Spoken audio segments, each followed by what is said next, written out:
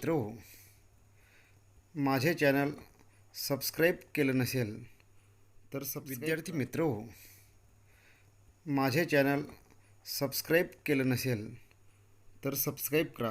नमस्कार विद्यार्थी मित्रहो. तर विद्यार्थी मित्रहो, आजचा मुद्दा आपला राज्य. भारताच्या संविधानाच्या सरनाम्यात सार्वभौम, लोकशाही, प्रजासत्ताक असे शब्द प्रयोग केलेले आहेत. इथे सार्वभौमत्व म्हणजे राज्याला स्वतंत्रपणे निर्णय घेण्याचा अधिकार आहे आणि तेच अभिप्रेत आहे. म्हणजेच हे राष्ट्र कोणत्याही इतर राष्ट्रांवर निर्णय घेण्याबाबत अवलंबून नाही. म्हणजे भारत हे राज्य एक राज्य आहे आणि भारत हे सार्वभौम राज्य आहे. भारत एक राष्ट्र देखील आहे. विशेष म्हणजे भारत एक राष्ट्र राज्य आहे आणि हे राष्ट्र स्वतःचे निर्णय स्वतंत्रपणे घेऊ शकते, कारण भारत सार्वभौम आहे. तसेच त्याला आपले कायदे करण्याचा आणि राज्य करण्याचा अधिकार आहे. जेव्हा एखादे राष्ट्र सार्वभौम होण्याची इच्छा दर्शवते तेव्हा ते स्वयंनिर्णयाच्या हक्काची मागणी करत असते. जसं की 1947 पूर्वी म्हणजे भारत स्वतंत्र होण्यापूर्वी आपलं भारत राष्ट्र सार्वभौम होण्याची इच्छा दर्शवत होतं. मग आपल्याला असं म्हणता येईल की त्यावेळेस भारत हे राज्य किंवा राष्ट्र स्वयंनिर्णयाच्या हक्काची मागणी करत होतं.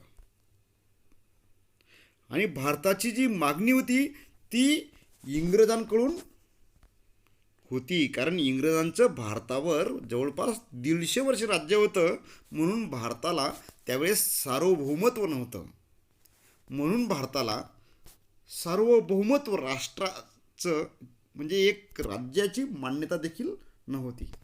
जेव्हा भारत स्वतंत्र झाला तेव्हा भारत खऱ्या अर्थाने राज्य बनला.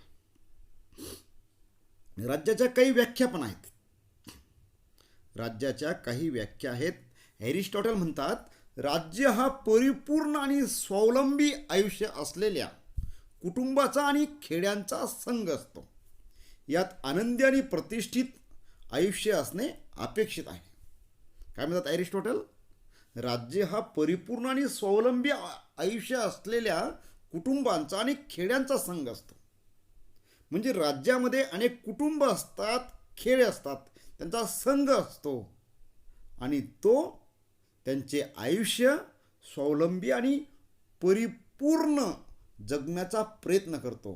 यात तो आनंदी आणि प्रतिष्ठित आयुष्य असणे हे त्याचं उद्दिष्ट असतं. म्हणजे राज्य हा परिपूर्ण आणि स्वावलंबी आयुष्य असलेल्या कुटुंबांचा आणि खेड्यांचा एक संघ असतो. यात आनंदी आणि प्रतिष्ठित आयुष्य असणे अपेक्षित असते. दुसरी व्याख्या जॉन बोडिन, राज्य हे कुटुंबाचे असे संघटन आहे की ज्यात कुटुंबीय आणि त्याच्या मालकीची साधने सर्वोच्च शक्तीने तसेच तर्काने शासित असते. राज्य हे कुटुंबाचे असे संघटन आहे.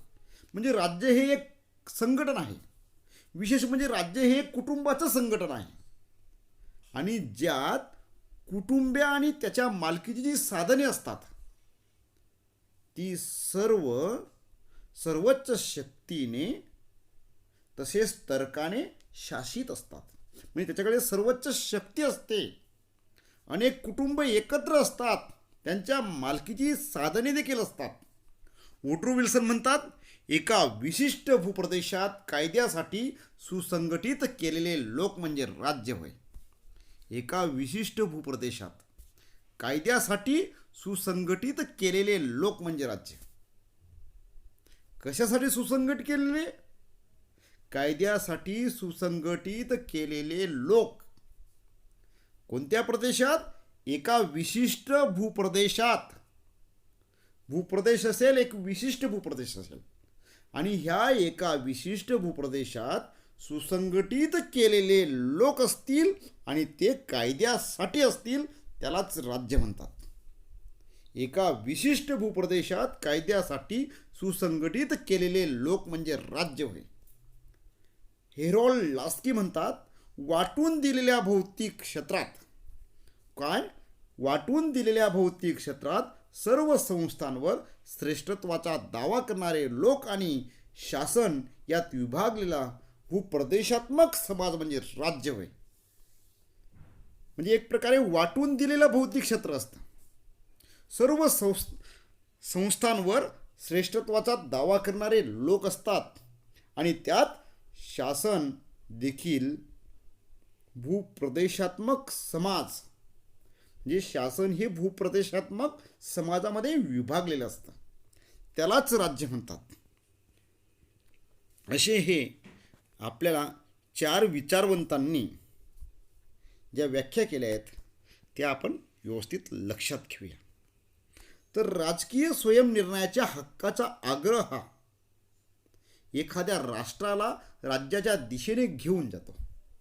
एखादे राष्ट्र राज्य केव्हा होते?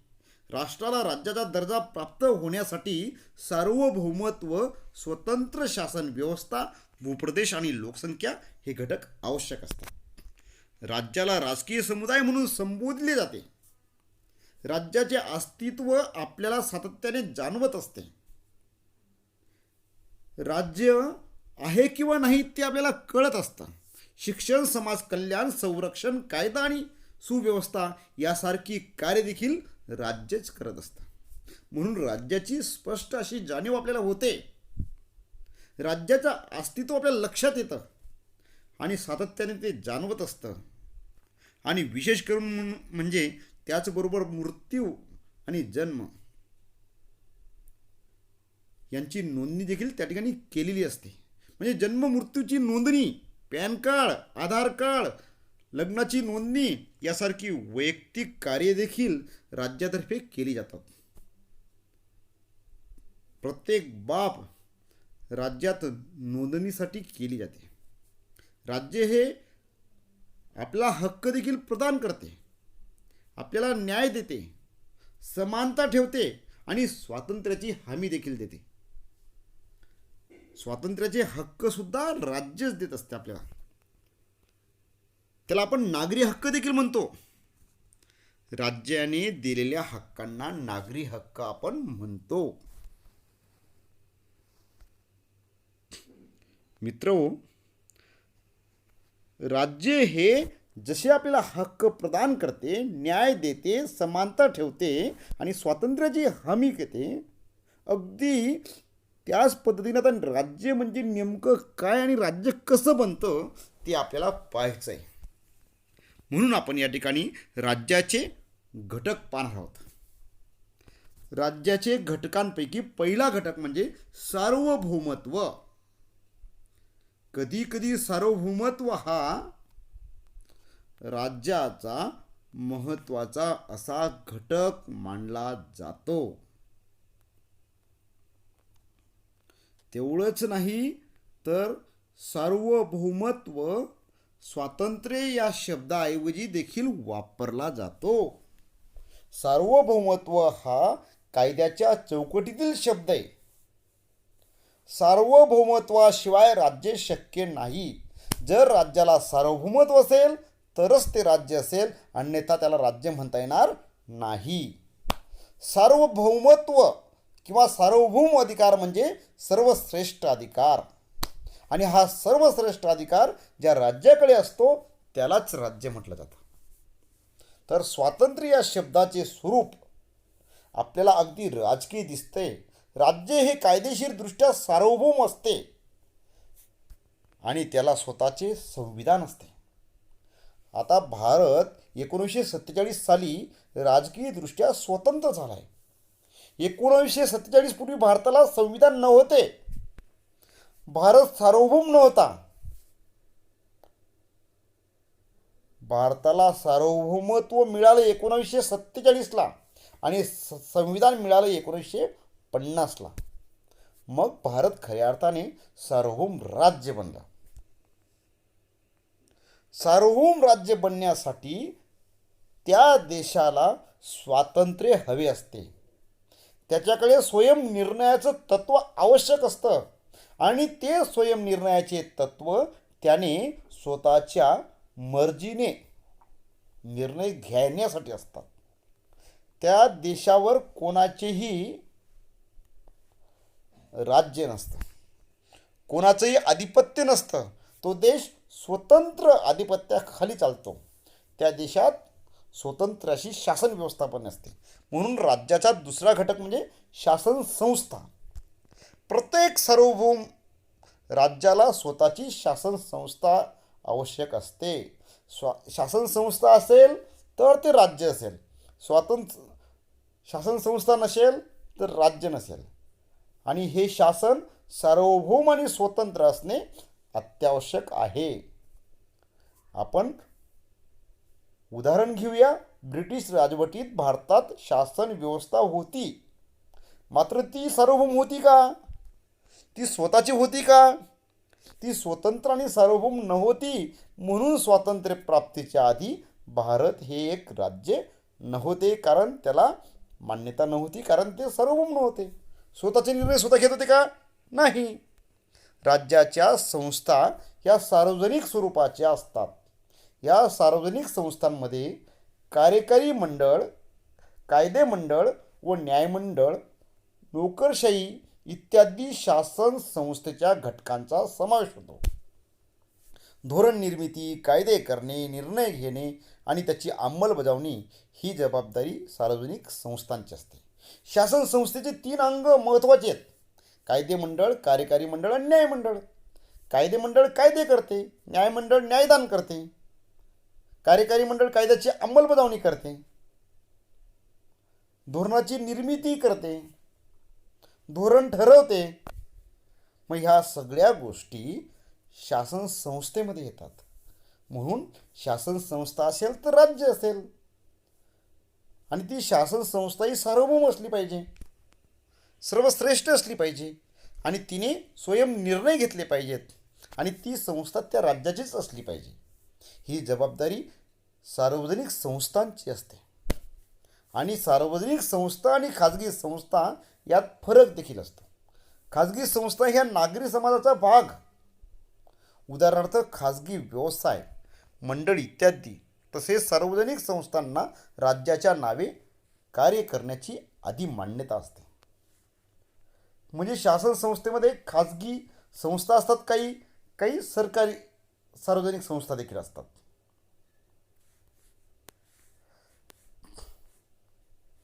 त्याच्यानंतर भूप्रदेश.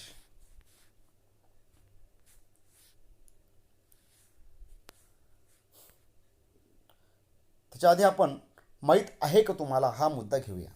सर्व नागरिक हे राज्याचे सभासद असतात. राज्यामध्ये जेवढे नागरिक असतात ते सर्व राज्याचे उदाहरणार्थ आपल्या राज्यामध्ये लोकसंख्या किती आहे, आणि जे भारताचे नागरिक असतात ते भारताचे नागरिक हे राज्याचे सभासद असतात. राज्याचे निर्णय जनहिताच्या दृष्टीने होत असतात.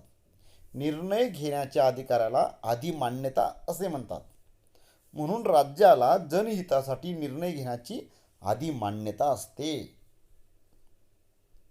आता राज्यातील सर्वच नागरिक एकत्र येऊन काही निर्णय घेऊ शकत नाहीत. म्हणून त्या नागरिकांचे प्रतिनिधी हे संसदेवर जातात. ते प्रतिनिधी एकत्र येऊन त्या ठिकाणी निर्णय घेत असतात, आणि त्या निर्णय घेण्याच्या अधिकाराला आपण अधिमान्यता म्हणतो. आणि त्यांनी अधिमान्यता दिल्यानंतर निर्णय होतात, त्याचे कायद्यात रूपांतर होते, आणि राज्याला जनहितासाठी निर्णय घेण्याची अधिमान्यता असते. आणि ते जनतेचे प्रतिनिधी असल्यामुळे ते राज्याच्या भवितव्यासाठी, जनहितासाठी, कल्याणकारी कार्यासाठीचे निर्णय घेत असतात. तिसरा घटक आहे भूप्रदेश. राज्याच्या सीमेअंतर्गत असलेला भूप्रदेश म्हणजेच भूप्रदेश. आणि हा भूप्रदेश स्वतःचा मालकीचा असला पाहिजे, एक निश्चित ठिकाणी असला पाहिजे. ज्या भूप्रदेशावर राज्याला शासन करण्याचा अधिकार आहे त्याला आपण म्हणतो की अधिकार क्षेत्र. त्या भूप्रदेशावर त्या राज्याचा अधिकार क्षेत्र असलं पाहिजे. अधिकार क्षेत्राबाबत राज्याला निर्णय घेण्याचा कायदेशीर अधिकार असतो. म्हणून भूप्रदेश असेल तर ते राज्य असेल, भूप्रदेश नसेल तर राज्य असू शकत नाही. आणि भूप्रदेश कसा असावा याच्यावर राज्याच्या सीमा किंवा राज्याचे प्रश्न अवलंबून असतात. राज्यात पर्याप्त भूप्रदेश पाहिजे. राज्याचा भूप्रदेश कसा आहे त्याच्यावर राज्याची प्रगती अवलंबून असते. मग राज्याची प्रगती व्हायची असेल तर राज्याचा भूप्रदेश हा पर्याप्त असला पाहिजे. जास्त मोठाही असता कामा नाही आणि खूप लहानही असता कामा नाही. त्या भूप्रदेशात साधन संपत्ती असली पाहिजे. लोकसंख्येच्या मानाने भूप्रदेश हा पर्याप्त असला पाहिजे. संपूर्ण लोकसंख्येला खायला मिळेल या प्रकारे त्याच्याकडे मालमत्ता असली पाहिजे. तर ते राज्य खऱ्या अर्थाने स्वयंभू आणि विशेष म्हणजे प्रगतिशील असेल, विकसित असेल. मात्र भूप्रदेश कितीही मोठा असला, कितीही लहान असला तरी ते राज्य असू शकते. फक्त भूप्रदेश कसा आहे त्याच्यावर राज्याचा विकास अवलंबून असतो. मग भूप्रदेश म्हणजे नेमकं काय ते आपण पाहूया. भूप्रदेशाचे 3 घटक असतात. राष्ट्रीय सीमांतर्गत असलेली प्रत्यक्ष भूमी, किनारपट्टीलगतचा सागरी प्रदेश हा किनारपट्टीपासून 12 नॉटिकल मैल म्हणजे 22.2 किलोमीटर किंवा 13.8 मैल असतो. थोडं दुपटीपेक्षा थोडा कमी फरक आहे एवढाच. किलोमीटर आणि मैलमध्ये जो फरक आहे तो म्हणजे आता 1 मैल म्हणजे जवळपास 2 किलोमीटरपेक्षा थोडा कमी भाग असतो. आपल्या भूप्रदेशावरील आकाशाचा भाग, आकाशात किती उंचीपर्यंत आपला प्रदेश असेल याबाबत आंतरराष्ट्रीय कायद्यात उल्लेख मात्र तसा नाही.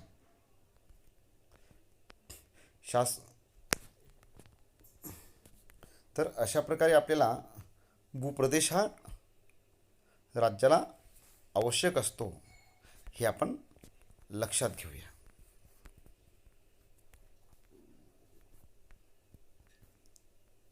त्याच्यानंतरचा जो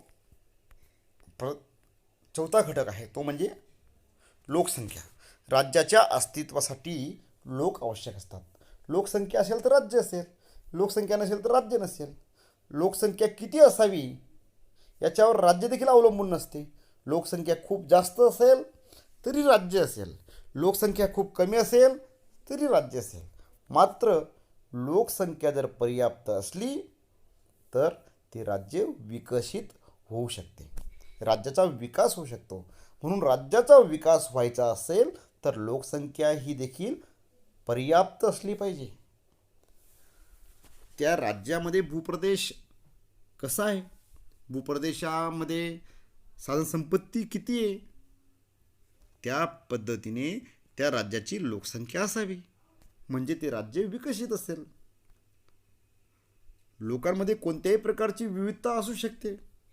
वेगवेगळ्या अनेक धर्माचे लोक तिथं असू शकतात, अनेक वंशाचे असू शकतात, अनेक भाषिक असू शकतात. ती भाषिक, धार्मिक, सांस्कृतिक, वंशिक इत्यादी अनेक स्वरूपाची जरी असली तरी देखील त्यांच्यात जर एकता असली तर राज्याचा विकास होईल, राज्य एकत्र नांदेल. म्हणजेच एखाद्या राज्यात अनेक राष्ट्रांचा समावेश देखील असू शकतो. उदाहरणार्थ आपण म्हणायचं असेल तर सोव्हिएट रशियात अनेक राष्ट्रीय लोकांचा समावेश आहे. उदाहरणार्थ Russian, Lithuanian, Latvian, Estonian, Ukrainian अशा प्रकारचे. आणि युनायटेड किंगडममध्ये इंग्लंड, स्कॉटलँड, वेल्स आणि उत्तर आयर्लंड या राष्ट्रांचाही समावेश आहे. अशी ही जी लोकसंख्या असते ना, ही लोकसंख्या कुठल्याही प्रकारची आणि किती असू शकते. मात्र त्या राष्ट्राचा विकास होण्यासाठी लोकसंख्या ही सुशिक्षित, शिकलेली, चांगली जर लोकसंख्या असली तर त्या राष्ट्राचा विकास होऊ शकतो. असं नाही की अशिक्षित लोकसंख्या असेल म्हणजे ते राष्ट्र किंवा त्याला राज्य म्हणता येणार नाही, असं नाही. तर राज्य निर्माण होण्यासाठी लोकसंख्या ही कुठल्याही प्रकारची, कुठल्याही वंशाची, कुठल्याही धर्माची असेल, अनेक धर्माची असेल, तरीसुद्धा राज्य निर्माण होऊ शकतं. मात्र जर राज्यात एकी असेल, एकात्मता असेल, तर ते राज्य हे नावारूपाला जाऊ शकतं. माहीत आहे का तुम्हाला, पॅलेस्टाईनच्या जनतेचे अधिकृत प्रतिनिधी म्हणून पॅलेस्टाईन मुक्ती संघटनेला PLO याला मान्यता आहे. त्यांनी गाझा आणि वेस्ट बँक हा प्रदेश पॅलेस्टाईनचा भूप्रदेश म्हणून जाहीर केला आहे. परंतु पॅलेस्टाईनचे सार्वभौम सरकार नाही. परंतु 2012 सालापासून पॅलेस्टाईनला संयुक्त राष्ट्रात सभासद नसलेला निरीक्षक दर्जा देण्यात आला आहे. तसेच संयुक्त राष्ट्राच्या 100हून अधिक राष्ट्रांनी पॅलेस्टाईनला राज्याचा दर्जा दिला आहे.